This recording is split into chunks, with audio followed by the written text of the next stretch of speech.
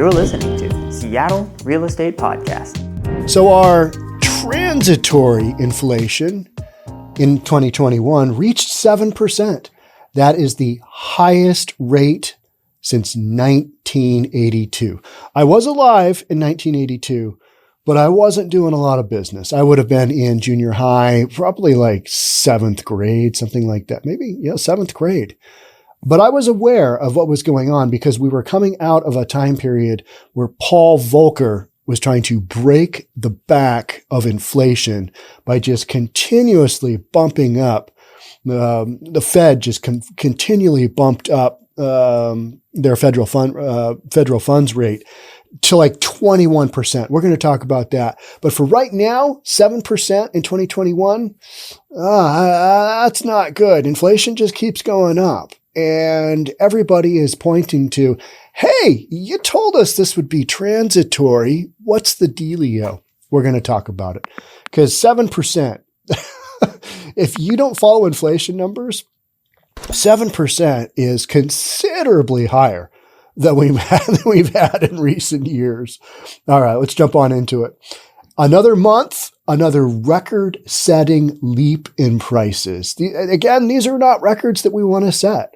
You want to keep things a little bit more calm and a little bit more in line with kind of what's going on. And yet, with the whole coronavirus thing and supply chain, we've got these wild gyrations going on that we are told and we are assured are transitory. And most folks who hear that are like, yeah, I don't think so. Because when do prices ever really go down after periods like this? Yeah, that's right. They don't, because the market adjusts to it.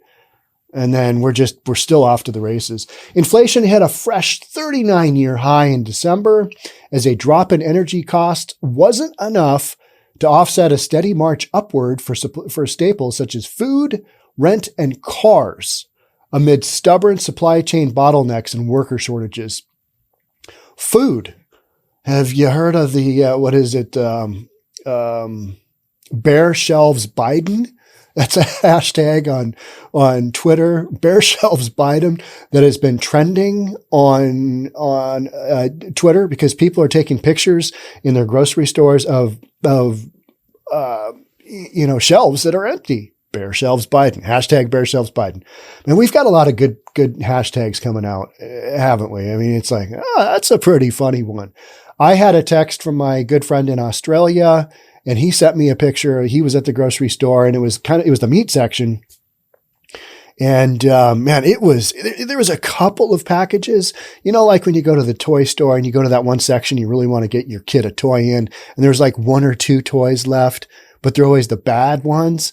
Well, this was like, there was a little bit of meat left, but it was probably some kind of meatless tofu turkey substitute, something like that.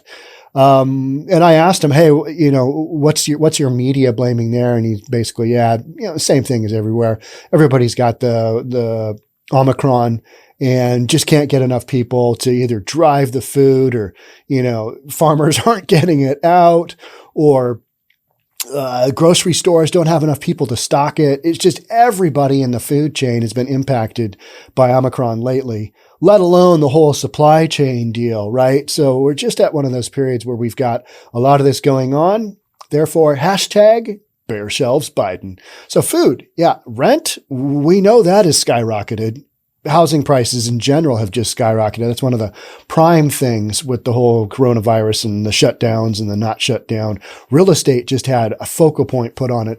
I was talking with another one of my good friends. He's the bar owner that I've done multiple podcasts with, Dan Flitch. And I don't think he'll mind that he brought up his name. He doesn't care. He owns bars. So I was talking with Dan about how little supply there is.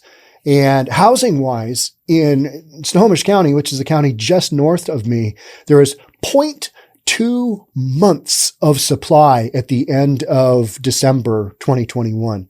Just, a couple of weeks ago. 0.2 months of supply. That is less. That's like if you stopped bringing on properties, right now, today, 6 days from now, that market would be 100% sold out. Absolutely nothing in the MLS for those buyers to look at. That's how little supply they have. So moving forward, and that's the extreme. I think King County, the county I live in, has 0.4 months of supply. So still less than 2 weeks. And the way I describe that to Dan is we are essentially sold out all the time, just sold out. And any new inventory that comes on, there's a backlog of buyers that are just lined up and waiting. A couple of open houses in my neighborhood this past weekend, and my house is probably 2 blocks away. I had cars parking in front of my house. Like, hey, that's a really nice BMW. Oh, that's a real estate broker's car. Real estate brokers can always tell other real estate brokers, right? They're always so busy on their phone, and they're looking concerned about something because they're going to meet a client or something, or they're working a deal. They're trying to get their offer accepted, or they're trying to get that listing. I make fun, but if you can't make fun of your own industry, then what are you even doing? I had people, 2 blocks away parking in front of my house because that's how many people there were looking at what few homes had come on the market. And the list price is one thing. What they accelerate to, what they escalate up to, that's the scary part. That's the thing that you don't see until like a month later when they actually close. And cars, amid stubborn supply chain bottlenecks and worker shortages, cars talked about the average price of a used car being like $29,000. That's not a used car. That's a nice brand new car. 25 years ago, right? I mean, things have just gotten so expensive. The consumer price index jumped 7% last year, the fastest pace since 1982. And that's per the Labor Department. So, and that's up from 6.8% annually in November, which was also a nearly 4-decade high because we're getting close to what we had going on in 1982. Let's take a little peek. See, I know most of you probably remember 1982. Many of you remember it more than I do because you're maybe a little bit older. That's kind of our demographic. But if you don't remember 1982, here's what I remember of 1982. I remember my dad and my uncle talking consistently about Paul Volcker trying to break the back of inflation. And they were both home builders. They were in a partnership. They were building homes. And so you basically did seller financing in order to get buyers into a home because interest rates were so horrifically high that in an industry like home building, people couldn't afford 20% interest rate or 18% interest rate. And then I remember a few years later, I started working in my dad's appraisal company, which I later on bought from a partner. But I was in the office doing kind of some of the background stuff in my mid-teens, and interest rates were steadily coming down. And so what that meant is that every time you had like a 2-point drop in rates, which sounds enormous now, but remember, interest rates were up like 18%. So as they came down, everybody refinanced. So we had refinance boom after refinance boom after refinance boom. When I came back from Europe in 1986, the summer of 1986, we were out, I think, 120 days from if you ordered an appraisal today, you might get it 4 months from now. And people were pissed. But we only had the bandwidth of so many appraisers. And so, you want to order one today? All right, we'll get it back to you 4 months from now. Could you imagine in today's terms that happening? It was a disaster. I mean, you'd lose a file and it was like, oh, sorry. You want to reorder that bad boy? Everybody was working around the clock. And, it's just craziness. But that's what happens when you drop those interest rates. People are like, I can save that much on my mortgage. Why wouldn't I refinance? And so literally over the years, you almost got to know some of these clients because you'd come back and, interest rates dropped 0.5 point. I'm going to refinance again. And you'd get sent out by the mortgage company. Those are the days where mortgage companies and people in the industry were actually able to direct where they got their appraisals from. And then in 2009, that all changed. that's a whole nother story. Let's take it just a little quickie see what had been happening. Inflation, which had averaged 3.2% since World War II, had more than doubled after the 1973 oil shock. That was a wild one. My dad bought a Ford Pinto. It was like tan or rust colored, horrific looking little car, but it was really economical. I just had this small little 4-banger engine, and he was doing a lot of real estate at the time. I think he was doing some commercial appraising, and he was driving all over the state. So you had to have an economical car because gas prices and just getting gas at that point in time. I remember sitting in, the lines with my parents. Are we going to get gas today? And, sometimes there was, the stations ran out and like, we don't have any more. Tanks are empty. And you're like, got to go home. So after the 1973, inflation doubled in 1973, the oil shock, to 7.7% annual rate. Pretty high. Inflation reached 9.1% in 1975, the highest rate since 1947. Inflation declined to 5.8% the following year, but then edged higher. By 1979, inflation reached a startling 11.3%, and in 1980, it soared to 13.5%. A brief recession occurred in 1980. Several key industries, including housing, steel manufacturing, and automobiles, experienced a downturn from which they did not recover until the end of the next recession. Many of the economic sectors that supplied the basic industries were also hit hard. Determined to wring inflation out of the economy, Federal Reserve Chairman Paul Volcker slowed the rate of growth of the money supply and raised interest rates. Federal funds rate, which was about 11% in 1979, rose to 20% by June 1981. Imagine the federal funds rate right now being at 20%. You want to borrow some money? Oh, never mind. Yeah, no. The prime interest rate, an important economic measure, eventually reached 21.5% in June 1982. Those are the benchmarks that guys that have been in business for many, many years, those are the benchmarks that people remember. It's one of those things set in their head. Just like it's set in my head, interest rates had dropped so much the summer of 1986 that we were just inundated with appraisal orders. I don't even remember where they at in 86, had they dropped from like 14 to 12, something along those lines. Well, I could do a little Google search, but that's not the point that we're talking about today. So that's the background of where we've been. And so 1982, this is the highest inflation rate since 1982. And look at what you had going on during those time periods. I do not remember those time periods for either my dad or my uncle's business as being particularly positive. I think those when your family is self-employed and they're in real estate, they're in building, they're in development, and you had those kind of things, like we said, housing was one of those things. Those are tough times, and you have those conversations around the around the table at Thanksgiving, and it's not always cheery. It's like, well, we're going to make it through another year. Are we going to get there? And if you stick it out, you do. And if you don't stick it out, well, you go on and do something else. And, life has its way of things happen. So some people made it, some people didn't. Some businesses made it, some businesses didn't. But those were some rough times with Paul Volcker and the Fed trying to break the back of inflation. Brutal, just brutal if you were in business. So COVID-19's fast-spreading Omicron variant likely intensified the price increases by spawning more workers' absences in global delivery networks and slowing shipments, says Wells Fargo economist Sam Bullard. That more than erased any easing of demand and prices in COVID-19 sensitive industries like travel.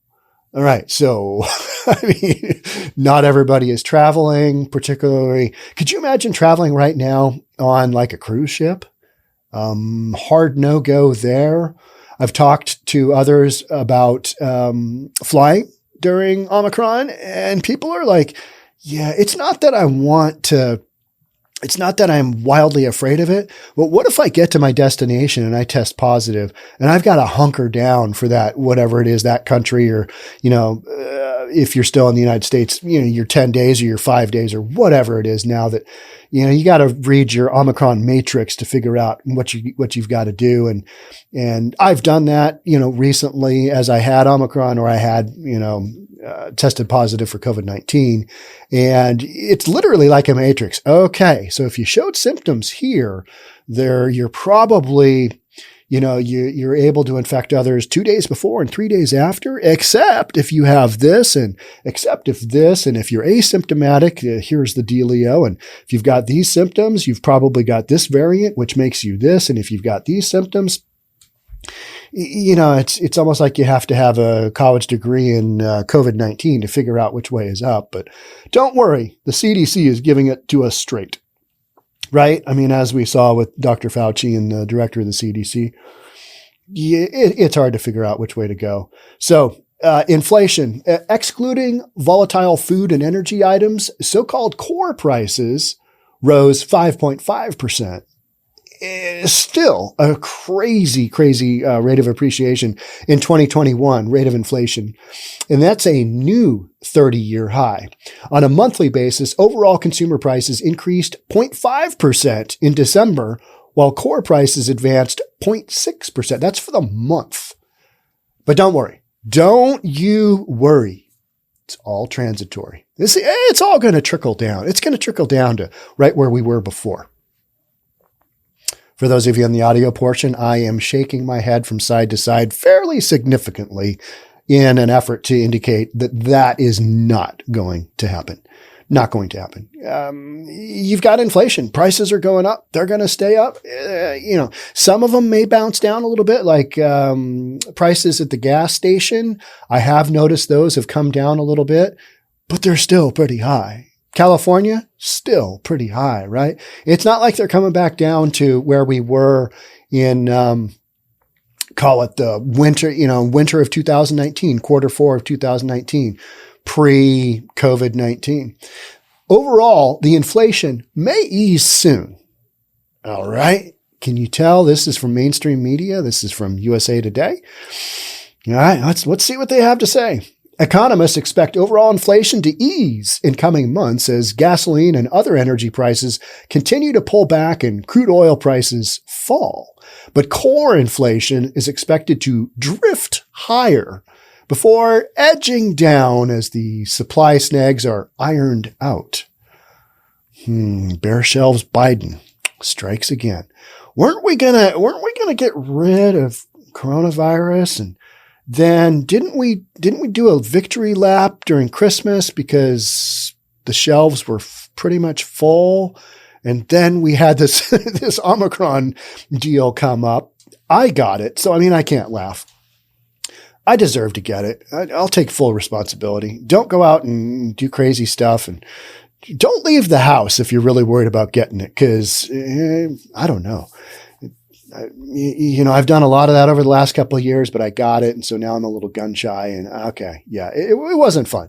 I got fairly sick, a bad head cold, not to be, worked up at night. Oh, should I leave the house tomorrow kind of deal, but cautionary. That's what I would go with. Maybe don't attend a concert, or maybe don't have a big Christmas party, even though it was Christmas season. I think that's where a lot of people made the mistake. Or, maybe if you're a famous politician, you fly down to Florida and you go to Miami and you do lots of hugging of people you don't know, and maybe some smooching of people you don't know that aren't your husband. And then you wonder why you test positive.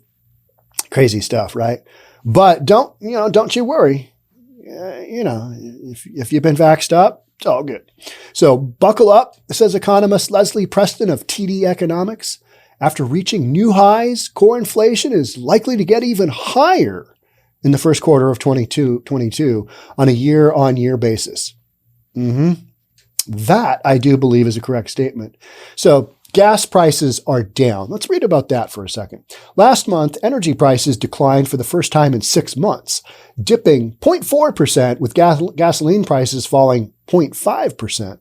That still left pump prices up 49.6% the past year. Okay, so that's the deal. They've come down, but if you look at where we were before, it's like, geez, these prices are still inflated relative to where we were. But don't worry, again, I say transitory. But other costs continue to climb. Hotel rates leapt 23.9% annually. Used car and truck prices rose 3.5% monthly, and 37.3% for the year. Used car and truck prices, 37.3% for the year. That is insane. Who in the world is going to be able to afford a car or want to buy a car? You're going to be like, you know what? I think I'll wait for a year or two for these prices to come down just a smidge, just a tad. Oh, it's like people waiting for real estate prices to come down. I had plenty of conversations at the end of, it's probably end of quarter one, and we were just getting into that whole coronavirus thing. And quarter one of 2020, and people were like, well, I'm waiting for all the supply to come on because people are going to just be, the economy is just going to tank and people are going to put their homes on the market. And I kind of told them why that wasn't going to happen. And they just like stare at me wildly and say, well, then when am I going to get a cheaper house? And I was kind of like, well, in the near future, you're not. And but we're in a pandemic. Yeah, well, you got some things going on here that are limiting supply. And when that happens, here we are. But that was a tough conversation to have with people who felt like because we're in a pandemic, prices should just be plummeting. And they just didn't understand the dynamics that were going into the marketplace at that time. And who would?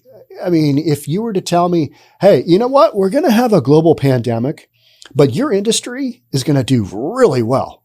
You're going to make more money than you have previously during times of really good growth. I would have said, okay, oh, all right, tell me more. And then I'd look at that, I'd probably think about that and go, okay, this sounds like a fairy tale, but whatever. I've seen crazier things, right? Prices increased 11.8% annually for new cars, 7.4% for household furnishings. Everybody wants stuff for their new house, right? You tried to buy like a couch or something. It's insane. It just makes you want to just keep whatever you've got and go, screw it. Maybe it's not perfect, but it's what I've got. And I don't need to pay like $4,000 for a couch. That's absurd. Although I did find some cool stuff at, Fred Meyer. I found a really comfortable couch that I sat out on Fred Meyer. It's like $400 for like a 2-set thing. Yeah. I don't really care about furnishings. I don't care that I tell people, hey, and Fred Meyer is like, it's owned by Kroger, I believe. And, you buy groceries there. You buy furniture, whatever. It's not fancy stuff, but it's functional. And, there's something to be said for that. When household furnishings have gone up 7.4%, you need to get a deal, right? 5.8% for apparel, clothes and apparel, just stuff. And 6.3% for groceries. I feel like groceries have gone up more than that, but whatever. Chicken and fish prices jumped 10.4%. and 8.4% for fish. So 10.4 for chicken. I like my chicken. Have I noticed it go up that much? I haven't noticed that, but I'll pay attention next time, right? And that's respectively over the past year. Beef up 13%. Pork 15.1%. We had that whole, are we going to run out of bacon thing? What was that, mid last year? I mean, there was a real thing with bacon that people were freaking out about because people love their bacon, don't they? Okay. So food prices up, shelves empty. Yeah, we know that. Bare shelves Biden. Supply snags hit the consumer price index. And that is essentially the supply network is hobbled by the pandemic. It wasn't prepared for the buying binges as well, meaning how many people are stuck at home right now? So they're buying a bunch of stuff. So you've got that kind of double whammy. The stores can't get enough stuff in the store. And then on top of that, people are buying a whole bunch or having a whole bunch, sent home. I've done a couple of online orders and haven't been able to get everything, but I really feel like, mainstream media was making the comparison to like 1981 Soviet Union and talking about how little inventory they had then in Soviet Union. Our issues, supply chain issues aren't really like that. It's just that it's a first world problem. I can't get my gray poupon or, whatever it is that they're trying to get. And people just freak out. Why can't I get stuff? Well, because of this, and this. All right. I still just want my stuff though. People want what they want, right? And when we can't get it, we freak out and we do podcasts on it, right? That's what we're doing here. All right. So the rare collision of robust demand and skimpy supplies has triggered widespread product shortages and higher prices that are outpacing solid wage increases for low and middle income Americans. That's the dealio. People are freaked out about costs going up and their wages aren't doing anything near going up the way that all these other consumer and energy and all these goods are going up in price. Cars, pork, all of this stuff. So that's the deal. And then we're being told, well, it's probably transitory, so don't really worry. This is worrisome. Those numbers are worrisome. Now, I can attribute some of that stuff to what we've got going on with the pandemic and supply chain and trying to work all that out. So I think prices will come down or the rate of inflation will come down, but pricing, I don't think is going to drop that significantly. So, and people's wages are not going to increase to make up for everything that they're losing, either at the pump or at the grocery store or wherever it is that they're going. So these are the shocking things that I think a lot of politicians are not really in tune with. They don't really get it because their lives kind of still keep it going because they're not at the grocery store typically doing their own shopping. They've got somebody to handle that for them. I'm just as guilty of some of that. I place my orders and sometimes things like that, but I'm not always the one going grocery shopping and I don't pay enough attention because I'm always thinking about my next podcast and, important stuff like that. Just ridiculous storylines. What are the Kardashians doing? What is Kanye doing right now? I need to know important things like that. Paying attention to grocery prices, I should do that more, but it's not as much fun as keeping up with pop culture. So, but a lot of people don't have the ability to do that. They're on a budget and their budgets are being absolutely blitzkrieged right now. They're just gone. So what are you going to do without? And those are the issues going on right now that I think a lot of folks that are in the more upper echelons are just like oblivious to. And they're like, it's transitory. It'll come back down. Oh, well, I guess, we'll wait and see. Because the beauty of that is a couple of months from now and 6 months from now and at the end of the year, we'll be able to see if this was truly transitory. I do not believe it is. A lot of folks also don't believe it is, but let's give it a shot. Let's see what happens, right? And in reality, we don't really have much of a choice. It's going to happen. So that's it for this one. Thanks so much for being part of the Seattle Real Estate Podcast. I will catch up with you soon. And I am releasing some shorts, meaning not shorts, things that you wear, shorts as in not long content video, some shorter content video, just to kind of see how those do. We're going to see what the reaction is to those. They're quick, maybe 3 minute, maybe 4 minute, 5 minute type videos with a bunch of assets in them, meaning you got images and stuff, and these are on YouTube. And so if you want to check some of those out, we'll be releasing those over the next few weeks. So, we're always trying different stuff here. And thanks again for being here. We'll catch up soon. Bye for now.